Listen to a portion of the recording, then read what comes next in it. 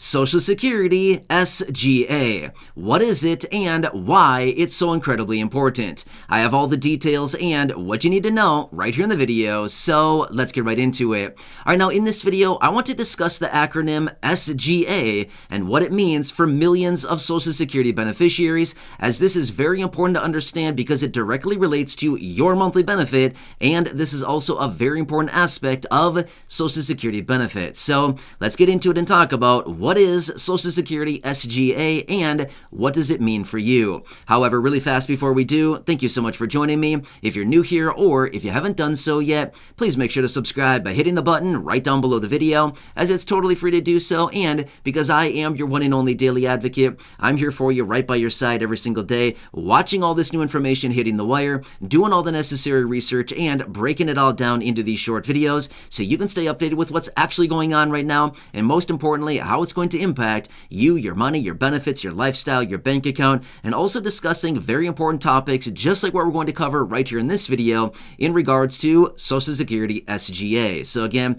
thanks so much for joining me. Please subscribe down below if you haven't done so yet, as I'll be here for you right by your side every single day, as that's my dedication, that's my commitment, and that is my promise to you in this community, as I truly want to help you out in any way that I possibly can. All right, thanks again. Let's jump into it and talk about the very important abbreviation SGA and how it pertains to Social Security beneficiaries, as this does relate to millions and millions of beneficiaries and your monthly benefit, and it's also something you've got to understand, because if you don't understand this and you potentially exceed some limits, then we could be talking about a totally different story here. So very important stuff.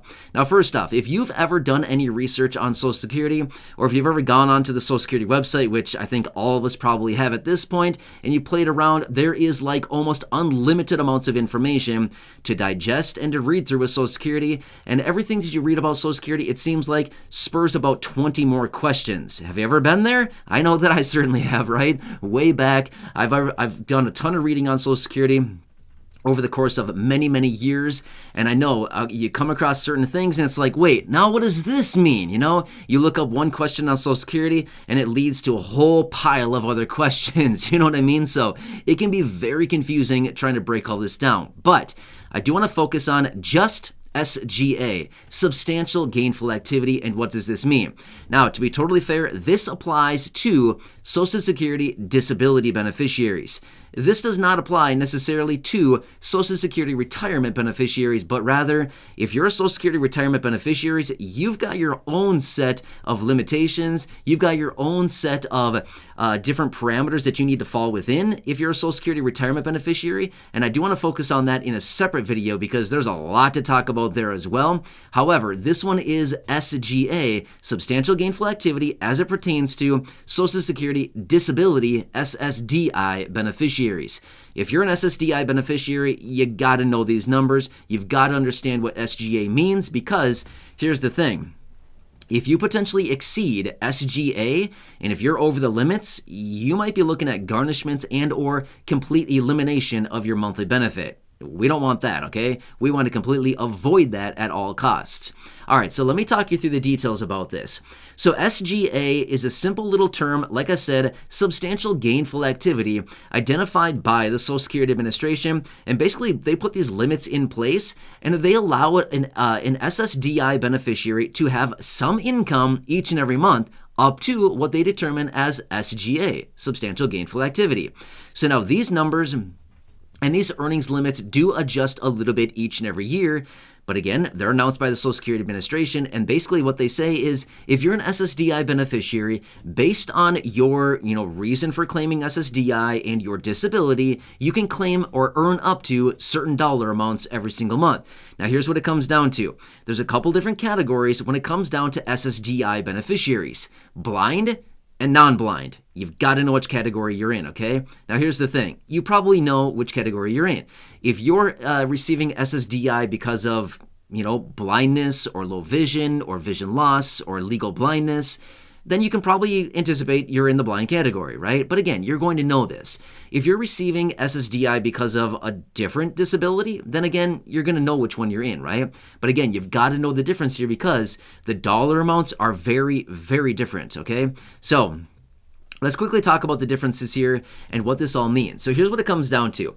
Now again, I want to talk about best practices as well, as far as if you're going to be working, start working, if you're currently working and going to be expanding hours, if you're picking up hours or anything like this. Again, I'll talk about that a little bit later in this video, but again, best practices would always be to call Social Security and have a conversation with them, but more on that a little bit later.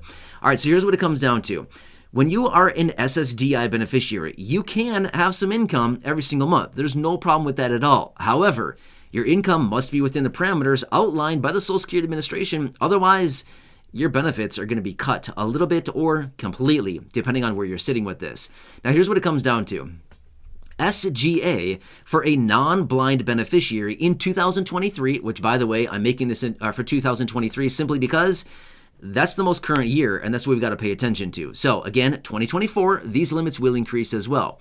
However, 2023, a non-blind SSDI beneficiary, you can earn up to $1,470 every single month. However, if you earn over that, they've determined you as accepting SGA. In other words, you are now engaging in substantial gainful activity. In fact, it says it right on the Social Security website. Somebody who is eligible for SSDI is unable to engage in SGA. In other words, you can't work and earn more than the limit they put in place, the $1,470. If you earn over that, they basically say, well, you seem pretty good. You probably don't need SSDI benefits anymore. You know what I mean? So that's why you got to pay attention to that. It says it right on the Social Security website. Somebody eligible for SSDI benefits is unable to engage in SGA. In other words, earn over the limit that they have put in place, $1,470 as a non-blind SSDI beneficiary, okay?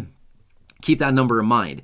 That's on a monthly basis, by the way. That is not annual. That is not the entire year. That is by the month, okay? So if you're working, if you're going to start working, if you are working and going to pick up more hours or something like this, or if your income is going to be changing, if you want to start a side hustle or a small business, something like that, totally fine. You can do that, but just remember this much. Your income on a monthly basis cannot exceed $1,470 if you want to keep your SSDI benefit. If you don't want to keep your SSDI benefit anymore, then by all means, go at it and earn as much as you possibly want. But remember, your benefits will likely be ending at that point, okay? So keep that in mind as well. However, let's quickly talk about SSDI beneficiaries who are blind now, because this is also very important.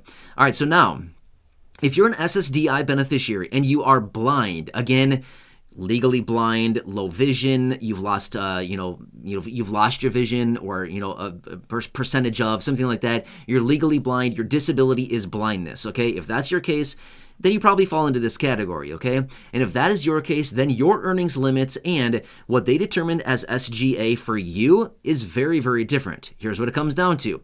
In 2023, again, an SSDI beneficiary who is blind, again, receiving SSDI benefits because of your blindness or your low vision or vision loss, legal blindness, whatever it happens to be, you can earn up to $2,460 every single month, as that is what they determine as SGA. Now, again, remember, you can certainly earn over that limit, but remember, if you earn over the limit, they're going to determine you as somebody engaging in SGA, and you're going to see some garnishments to your benefit, and or you're going to receive the dreaded letter that everybody does not want to receive, which is, we overpaid you, and now they're going to ask for some of that money back. And if you earn over the limit too long and too much, they're going to completely stop your benefit, okay? So please keep that in consideration as well. Like I said before, if you're in the situation where you can earn way over that limit, by all means, you got to look at the situation for yourself and see, is it worth losing my benefits, okay? So just take that into consideration. I don't know that answer for you. Everybody's situation is very different.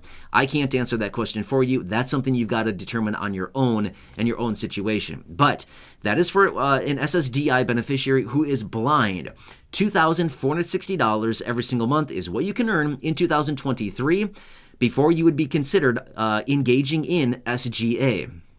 And again, like I said, it says it right there on the Social Security website. Somebody who is eligible for SSDI benefits is unable to engage in SGA, substantial gainful activity. And again, it's just a fancy way of saying basically you're eligible for SSDI if you have a disability.